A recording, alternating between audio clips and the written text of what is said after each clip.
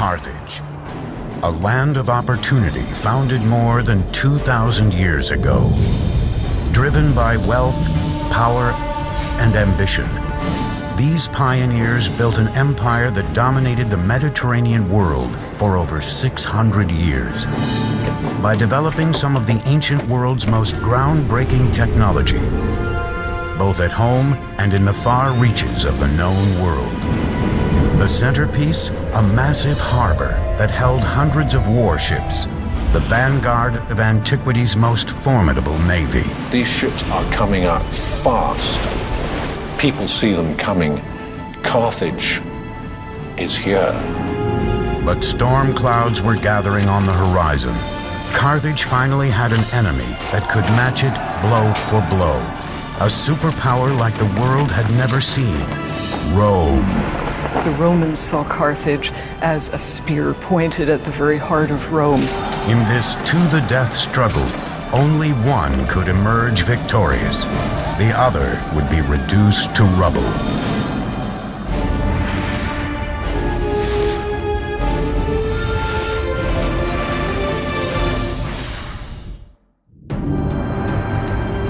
Bloodshed, massacre, brilliant feats of engineering, and acts of suicidal bravery will mark the collision between the ancient world's two greatest superpowers, Rome and Carthage.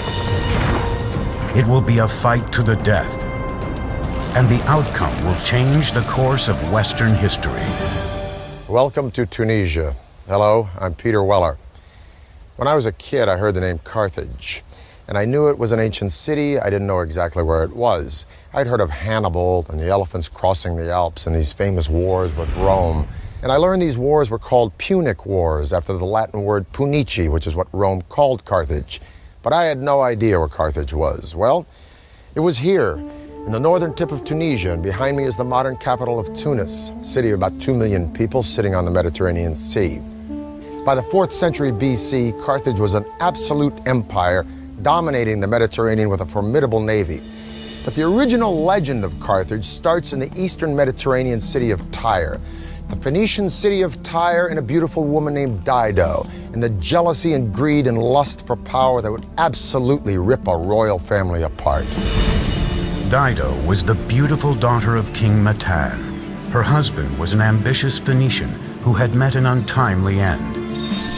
He was murdered by her brother, Pygmalion.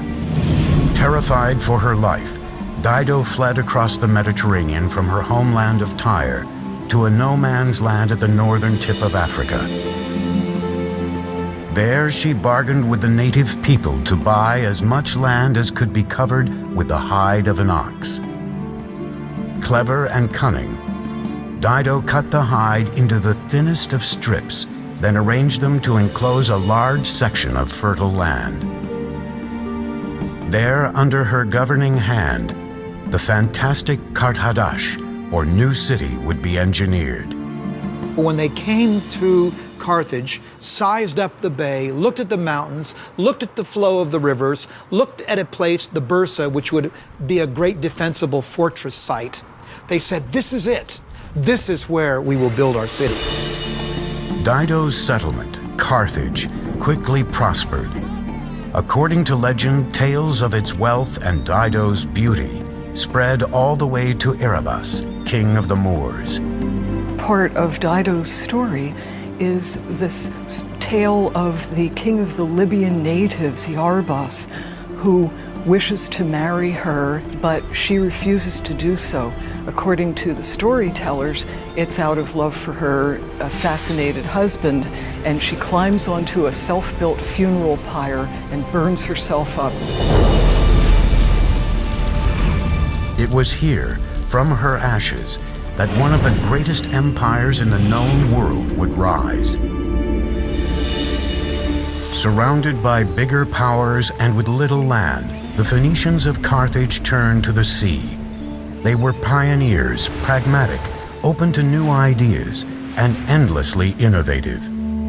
When Dido established the city, the new city, a lot of people's eyes obviously opened wide and said, hey, a new city, a new start. And as these trading routes that Carthage pioneered expanded, it very rapidly became as international a city as anywhere then in the world. Over the next 200 years, Carthage evolves into a major Mediterranean power, establishing colonies in Corsica, Ibiza, and North Africa. By around 700, maybe 650 BC, Carthage is a force to be reckoned with. Everybody's heard of it. Nobody messes with it. It's a very important city. Through expansive trade networks, by the 7th century BC, Carthage's new territories were generating a massive treasure chest, and its population reached 300,000, making it one of the biggest cities in the world. To some extent, you could compare it to a Manhattan. This is a huge population living in a relatively small area. So this is an important commercial and cultural hub, not only for North Africa, but also for the entire Western Mediterranean world. Before the Carthaginians' grand engineering feats had been launched in the name of the gods, Carthage's focus was closer to home. Like America 2,500 years later, the wealth of Carthage drew legions of people looking to make their fortune. Soon the city's architects and engineers had to find a way to house them all, a challenge that would lead to the most remarkable urban building boom in antiquity. There was something very important to the Carthaginian spirit, to its psyche, about staying within the walls of Carthage. So the pressure to design buildings that would accommodate people who wanted to live within the city was very strong. The Carthaginians would be the first on a massive level to turn the city's sky into private property by building apartments. These were as high as 6 stories, very densely populated. Why? Because people wanted to come to Carthage. It was a successful, happening place. If you wanted to get on in life, you wanted to come to Carthage. To build a city for the ages, first they would need materials with which to build it. The answer was located at El Hawariya on Tunis Bay. There in these remote quarries was a seemingly endless supply of limestone that was both easy to work with and quick to put up. Limestone is the perfect choice for building, and there were limestone depositions geologically in that area, in that basin, very close at hand. Archaeologists speculate that, like the Egyptians before them, the Carthaginians cut each block of stone using the simplest of means: water and wood. After they've chiseled a dotted line channel along the face of a rock, they take a wooden wedge, stick it in there, if it's deep enough, and then wet the wood. And what will happen naturally is the wood will expand with the water, and then it'll naturally crack the stone. The increased pressure from the expanding wood caused the stone to crack in almost perfect lines. From there, workers separated each block using crowbars and other tools. Once the massive blocks of stone were quarried and transported to the city, the Carthaginians used pier and panel style construction to quickly transform Carthage into a dynamic capital. It's very clear that by using stone in the first place, they weren't ready to pick up and go elsewhere. They were looking down the long term. For each metropolis to survive, it needs a constant source of running water. Carthage was no different, so the ancient city engineers turned to cisterns, like this. Each cistern was made of a double layer of eggshell, ash, and clay, made the cistern absolutely watertight. Every home enjoyed access to a cistern through a series of pipes and channels. Carthaginians had fully equipped bathrooms with tubs and sinks and even showers years before ancient Rome. We have clear evidence way before the foundation of Carthage of domestic plumbing. But it is Carthage by 600 BC or thereabouts, and certainly Carthaginian town of Kirkuane by 450 BC, that we have the first evidence of a unified system of water usage and, critically, sewage. Any fool can put in a bathroom, but the question is what you do with the waste water.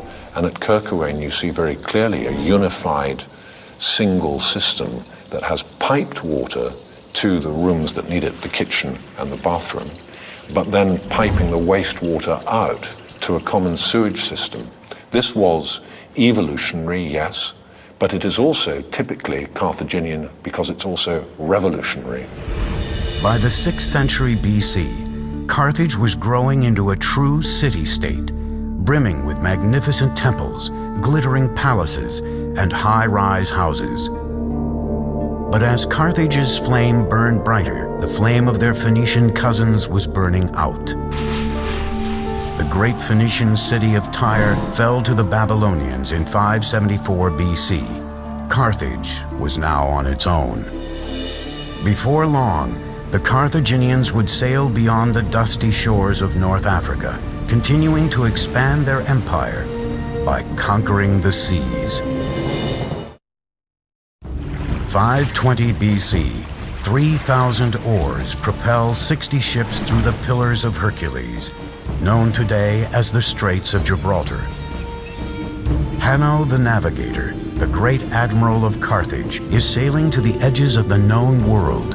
He is preparing to launch a power play that could lead to total domination of the Mediterranean.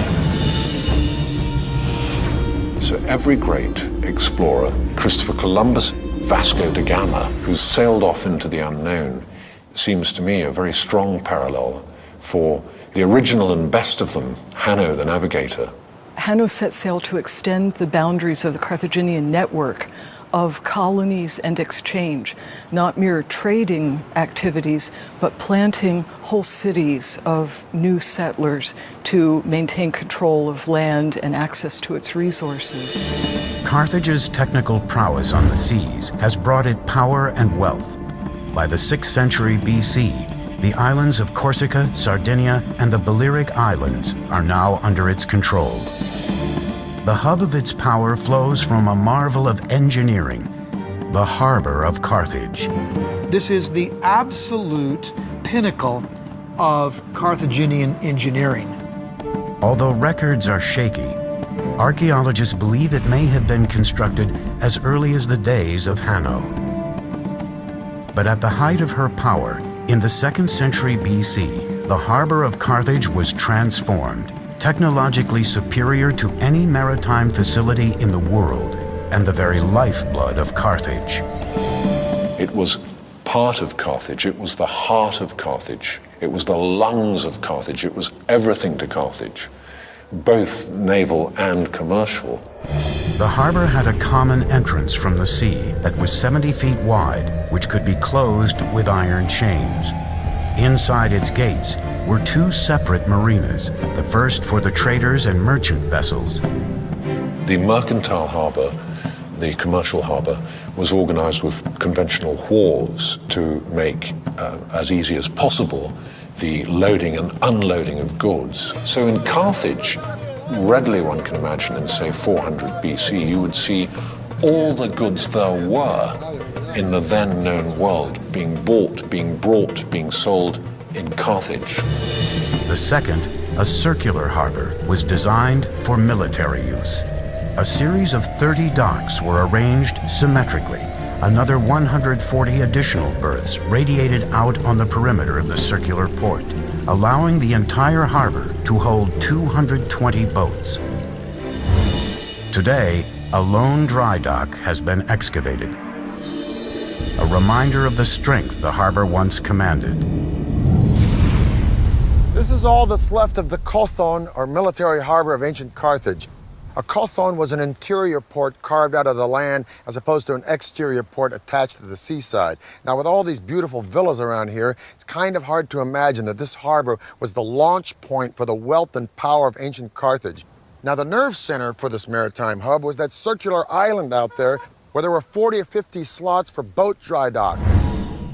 And on top of that island was a big tower where trumpeters would blare signals, and heralds would deliver orders, and admirals would oversee operations like observing what ships were coming in from sea, be they friend or foe, while at the same time those ships couldn't very well observe what was going on in this port. Nobody has anything approaching this potency, this power, let alone this navigational and seafaring skill.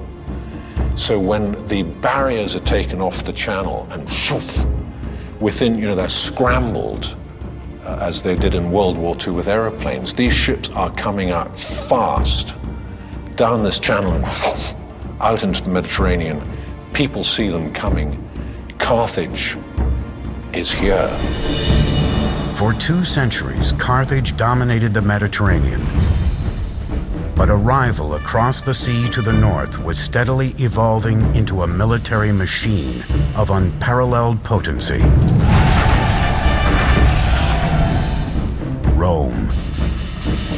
These 2 superpowers would soon find themselves in conflict over the jewel of the Mediterranean, Sicily. Carthage was built to trade, and Sicily was critical to that trading. Why? Because it's right bang slap in the middle of the most important shipping lane in the world. Whoever controls Sicily controls these vital trade routes. The Romans saw the enormous riches that Carthage could command, and it started to just elbow into them. And the Carthaginians nudge back and say, hang on, we were there first. Please, as it were, get your tanks off my lawn.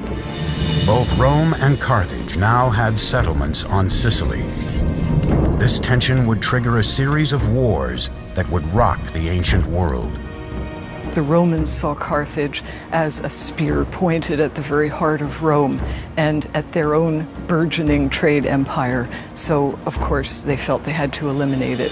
They would come to be known as the Punic Wars, named after the Roman word for the Phoenicians. The outcome would change the course of world history, and Carthage would be led by one of the greatest military geniuses of all time. At the beginning of the 3rd century BC, the Republic of Rome is called down into southern Italy by a Greek town to help that town against pirates. Now, it's not long after that the 2 Sicilian cities get at it. One of them, Messina, originally asked Carthage for help, but then they go, nah, let's ask Rome, because they're closer, probably a better deal. Syracuse fights Messina and Rome 1 battle, quits, gives up, turns himself over to Rome, and Rome, in the span of decades, has all of southern Italy and eastern Sicily. This really POs Carthage, and thus begins the First Punic War. And the outcome of this war will not only decide who owns Sicily, but who's going to be ruler of the entire southern Mediterranean Sea. 264 BC, Rome and Carthage begin the First Punic War. 17 years later, the 2 sides are still deadlocked in a bloody slugfest. The stalemate appears to be broken only when a fierce and charismatic military commander named Hamilcar Barca takes control of the Carthaginian forces. Hamilcar was the first great general of the Carthaginian Empire. He's the man with charisma. He's the man who knows how to get the job done, how to save their coals from the fire. Between 247 and 242 BC, this fiery military tactician, Hamilcar Barca, sweeps into Sicily. He's dynamic, he's powerful, and he's absolutely ruthless. But what gives Hamilcar his real confidence is that at his back he has a new sleek form of warship called the quinquereme, quin meaning 5 banks of rowers. The quinquereme isn't really developed by the Carthaginians, it's developed by the Greeks. But what the Carthaginians do is make this sea-going battering ram huge. In that period of the Punic Wars, wow, they were the feat of shipbuilding and engineering. Quinquereme apparently had 5 banks of oars. Now, there's been some debate exactly how that worked, but it is believed that there were 3 levels with 5 guys, 2 on the top 2 levels, each with an oar, and then one guy at the bottom. Whatever the case, it was a bigger, larger version of the trireme. However, even though it's a bigger version, the tactics involved in naval warfare are exactly the same. The main purpose of these ships is to ram the enemy ship. That's what they were engineered for. Outfitted with a bronze-covered ram, they were designed for speed and maneuverability. These were very, very, very quick. Trying to catch a Carthaginian warship was trying to hit Muhammad Ali in his prime as a boxer. A standard quinquereme was roughly 120 feet long, 9 to 16 feet wide, and could hold up to 420 sailors. Fully manned and loaded, a quinquereme weighed more than 100 tons. On open water, these mega ships were killing machines. And this thing is just coming straight at you at a speed you've never dreamt of as possible. And bang! The whole of your boat shakes, your ship shakes, and you start to sink. Compare that with the trireme, where often the model was probably much more to engage with the enemy ship and have land fight at sea. The Carthaginians didn't mess about like that. They wanted to get in, they hit you once and you drown and they're gone. To hit the next one, deadly. Now, the genius of the Carthaginians was in figuring out how to mass produce these ships. They took sort of prefabricated parts and put them all together on an assembly line. So to an enemy, no sooner would a quinquereme be sunk than another one would appear on the horizon. And this was a distinct disadvantage for the Roman Navy until they came upon a wrecked quinquereme, and they sort of reverse engineered it. They deconstructed it, figured out how it was put together, put it back together, and made it their own. They captured a grounded Carthaginian quinquereme and made dozens of copies of these. In fact, the copies weren't as well made and were made out of green wood, and after one season they fell to pieces. But never mind, that's all the time the Romans needed to turn the tide. The Roman and Carthaginian fleets would now square off with the ancient world's equivalent of weapons of mass destruction to see who truly owned the seas. March 10th, 241 BC, the fleets met at the Agates Islands off the western coast of Sicily for one of the greatest sea battles of all time. In the hostilities of the First Punic War, the Battle of the Agates Islands, fought off the coast of Sicily, was a turning point. In the battle between two brilliantly engineered fleets, Carthage had the advantage in numbers. But their sleek killing machines were bloated with grain and supplies for Hamilcar's army, camped out on nearby Sicily. Many ships were sunk or lost or captured. People weren't expecting that. Now, the Carthaginians try to make a break for it, but they are unable to do so because of this extra weight. That gives the Romans the victory. It was a strategic disaster. In the end, the Romans took nearly 30,000 Carthaginian prisoners. With no way of resupplying himself and his troops, Hamilcar was forced to surrender and retreat back to Carthage.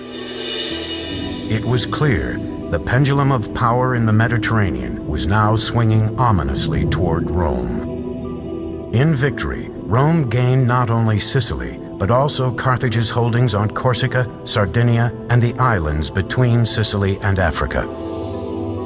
Hoping to cripple Carthage, Rome forced it to pay a large tribute. But Carthage was not ready to give up yet. It turned westward to Spain to generate new wealth. And the Carthaginians send Hamilcar Barca to Spain, so his goal in 237 is to conquer as much of Spain as possible. It took 9 hard-fought years for Hamilcar to conquer the native tribes there. When he finally did, all of the land south of the Ebro River becomes part of the Carthaginian Empire. But Hamilcar paid for that conquest with his life.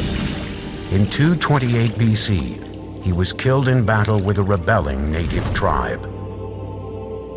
Hamilcar's death in Spain was a great blow to Carthage, but it was by no means the end of Carthage. In fact, it opened the way for a whole new initiative. Legend has it that Hamilcar's 9-year-old son begged to watch his father lead Carthage into battle with Spain, and the father agreed on one condition, that the son would promise eternal hatred of Rome and commitment to that republic's defeat. And it was thus the son, named Hannibal, became the instrument of his father's revenge. And this was the first step on a path that would transform Hannibal into the most devastating foe that the Republic of Rome would ever face. 211 BC. A specter is haunting the Republic of Rome. Outside her walls, with an army poised to strike, is the man Romans fear and loathe above all, Hannibal, the great general of Carthage. Brilliant, brutal, sophisticated, he is Rome's worst nightmare. As if by magic, Hannibal has penetrated Rome's defenses. But the magic is actually Hannibal's strategic genius, and the use he makes of one of the world's greatest engineering corps.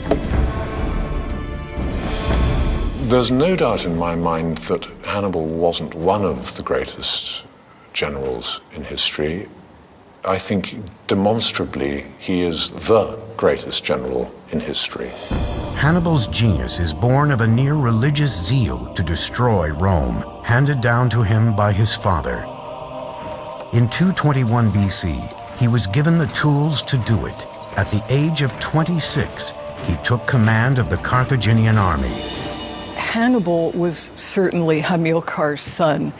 He was a crafty politician, a brilliant strategist and military man, but his real genius was in knowing when to use all of the great engineering developments that Carthage had at its disposal.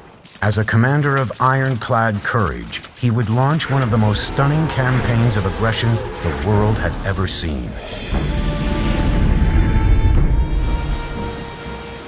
Rome had gained control of the Mediterranean, meaning Hannibal could not reach his enemy by sea. Driven to fulfill the vow he had made to his father to destroy Rome, Hannibal set out to do the impossible. He'd march over land, across the Alps, to the heart of the Roman Empire. Now, Hannibal knows he's greatly outnumbered. He knows he has a relatively small army in comparison to the Romans, but he does come up with a strategy which he believes will bring him victory. And what he has to do is take his army to Italy itself and attack the Romans on their home field. Hannibal set off in 218 BC with an army of 90,000 men, 12,000 horses, and 37 elephants acquired from African neighbors to the south. Elephants have been used in battle for centuries before this. They could be the turning point in a battle because the cavalry of the enemy could not withstand elephants. Therefore, Hannibal believes it's worth it to try to get these elephants to Italy. By October, they'd traveled more than 600 miles and came face to face with their first major obstacle, the raging Rhone River in France.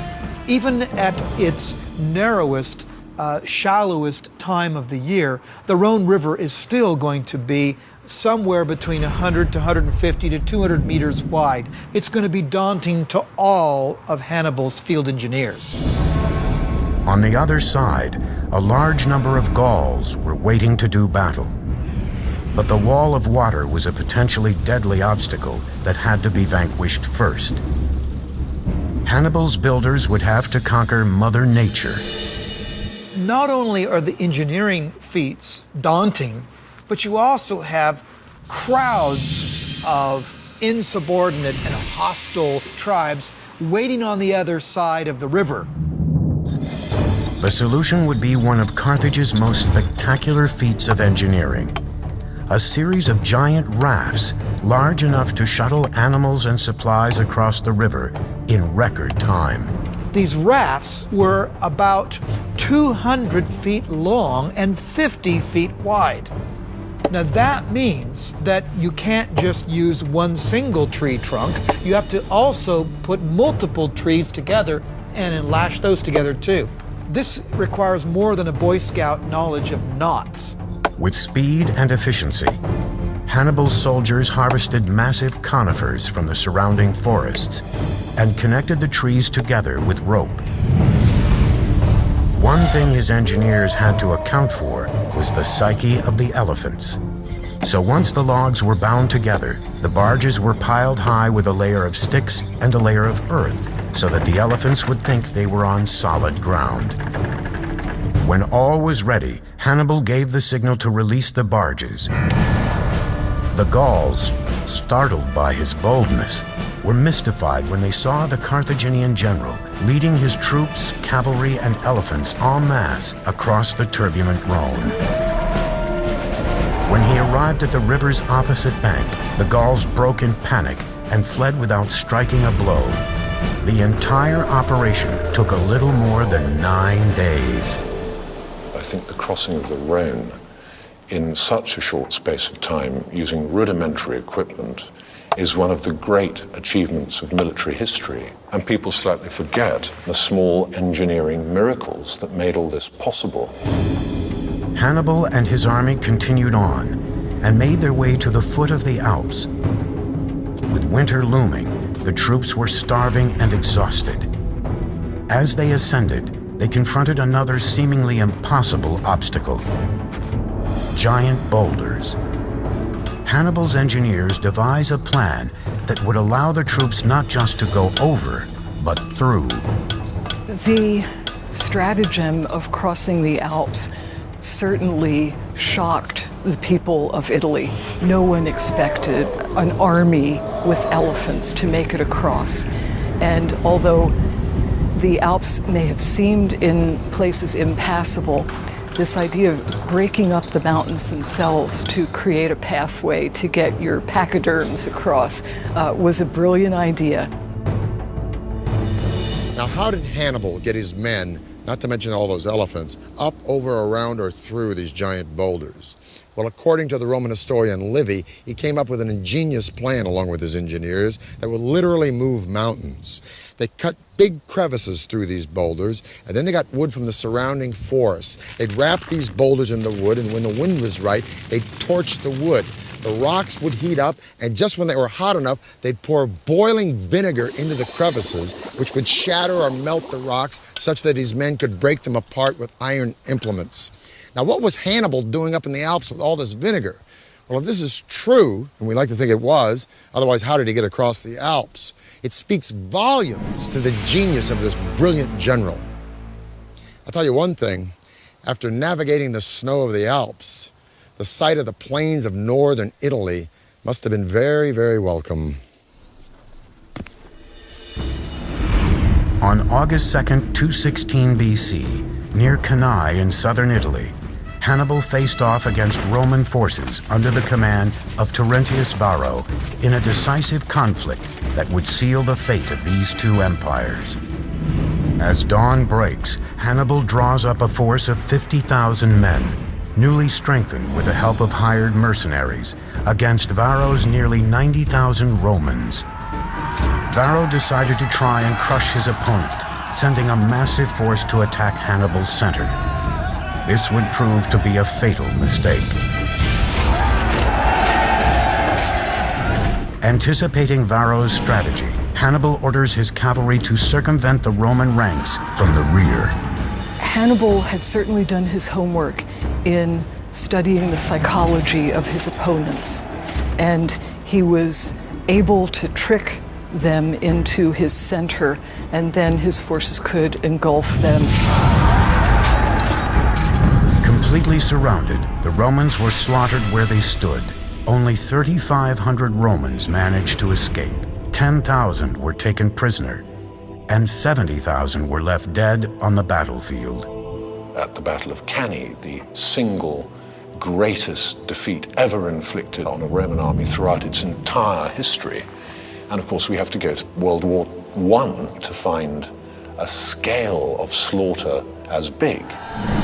Cannae was a masterpiece of military strategy, but Hannibal was unable to capitalize on his string of victories.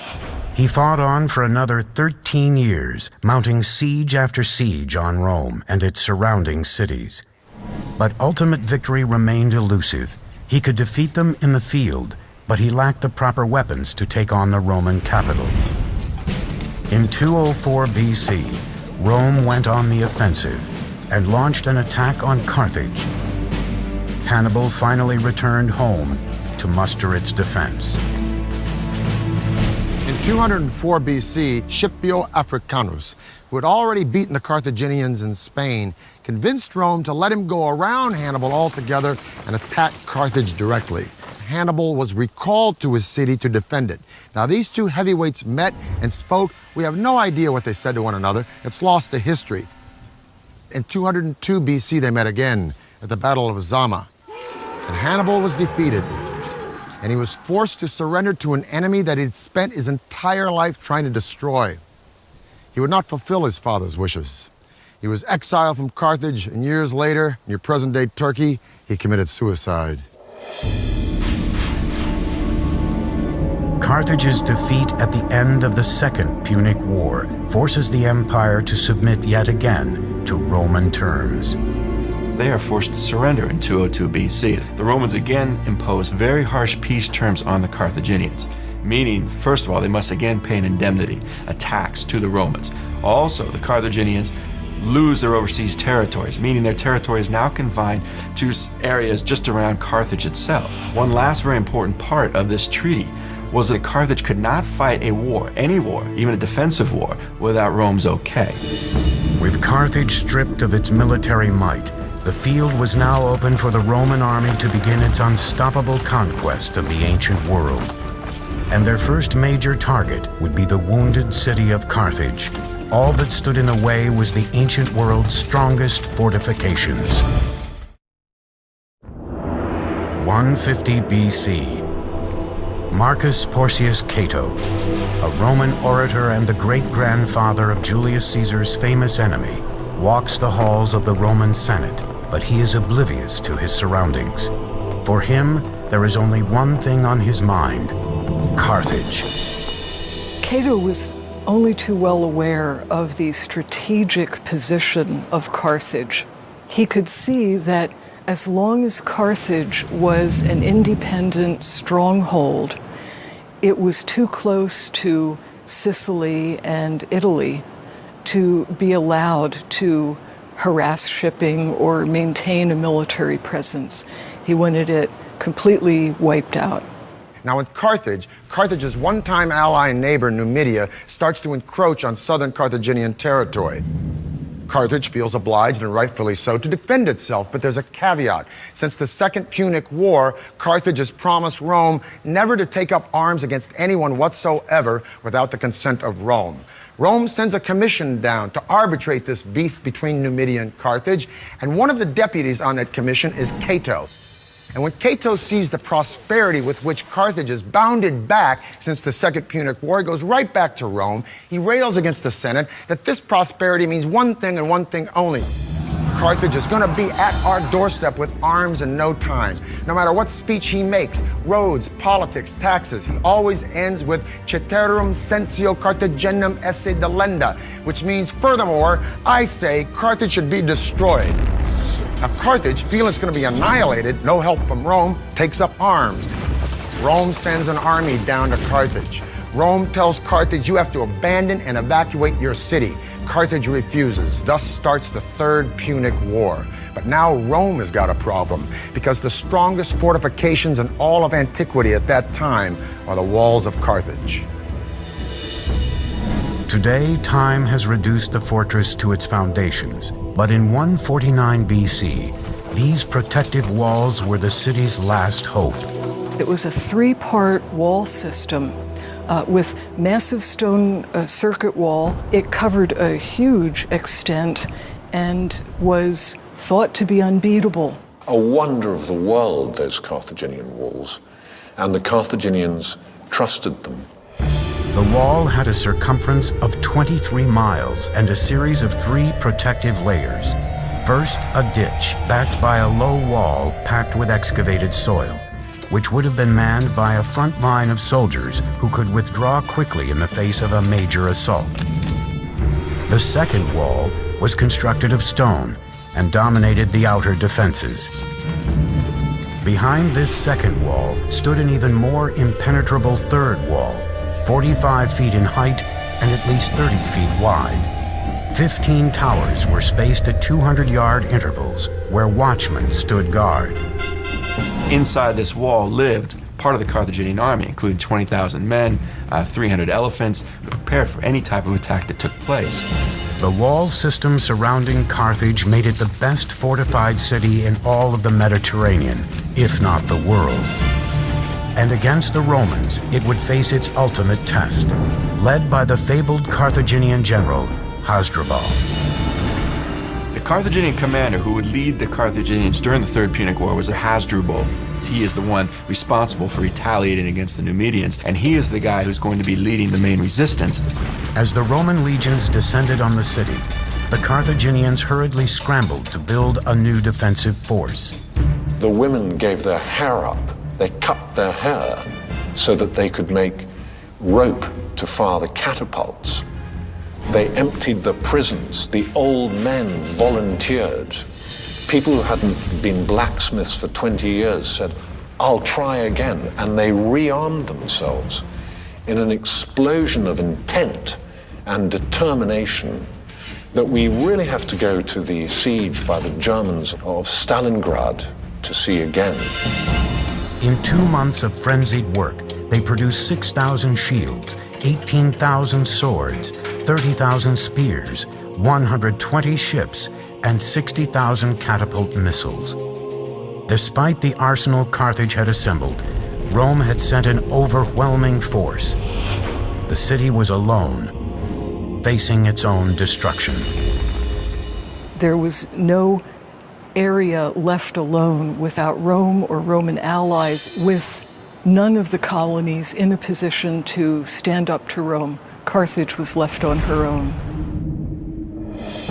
The city hunkered down behind its immense fortifications, hoping against all odds that their walls would repel the impending Roman invasion. Carthage held off the Roman attack for 3 years, and even in the last days after the Romans broke through the walls, it took 7 days before they could get to the top of the citadel, of moving through town like a juggernaut.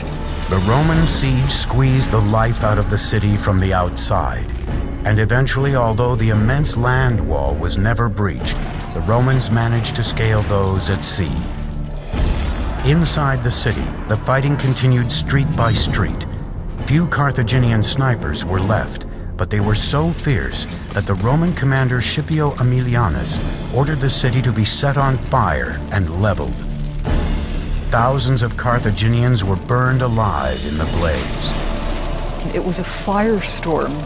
It must have been hellish for the residents, people fleeing.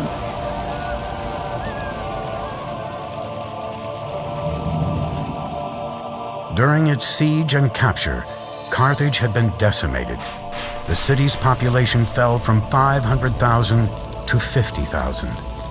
The survivors were sold as slaves, never to return home. It took just 17 days in the year 146 BC for Carthage to be completely destroyed by fire. That same year, Rome leveled Corinth, put Greece in their pocket, and overnight the Mediterranean Sea became their own private lake. Carthage would rise again, albeit this time reconstructed by Rome, like this fantastic amphitheater here at El Jim. And by the 3rd century AD, Carthage would thrive once more as a commercial port. But although undeniably Roman, the spirits and the voices of Dido and Anno the Navigator and Hasdrubal and Hamilcar and Hannibal would echo throughout those Roman walls, begging to be remembered for the remarkable achievements of their civilization. And if you listen well, you can still hear those voices whispering among the ruins that are Carthage. For the History Channel, I'm Peter Weller.